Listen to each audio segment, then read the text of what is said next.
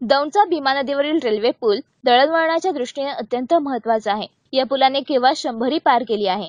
याच्या वापराची मुदत संपून सुमारे 20 वर्ष उलटली आहेत. परंतु अजूनही सरकारकडून या पुलासाठी पर्यायी पूल तयार करण्यात आलेला नाही. त्यामुळे दौंडकर या गोष्टीने मोठ्या चिंतेत असल्याचे पाहायला मिळत आहे.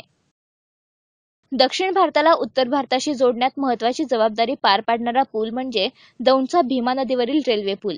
हा पूल दळणवळणाच्या दृष्टीने अत्यंत महत्त्वाचा आहे. या पुलाने केवळ 100 पार केली आहे. याच्या वापराची मुदत संपून सुमारे 20 वर्ष उलटली आहेत. परंतु अजूनही सरकारकडून या पुलासाठी पर्यायी पूल तयार करण्यात आलेला नाही. त्यामुळे दौंडकर या गोष्टीने मोठ्या चिंतेत असल्याचे पाहायला मिळत आहे. फेसबुक आणि व्हॉट्सअपद्वारे पुलाचे मनोगत अनेक जण व्यक्त करत आहेत. अजूनही सरकारी दरबारामध्ये याची मात्र दखलच कोणी घेत नाही. त्यामुळे सावित्री नदीने धीर सोडला तसा भीमा नदीने सोडला तर काय होईल आणि याला जबाबदार कोण असेल असा प्रश्न नागरिकांना पडत आहे. प्रतिनिधी Abbas Shaikh, next generation news, Daund.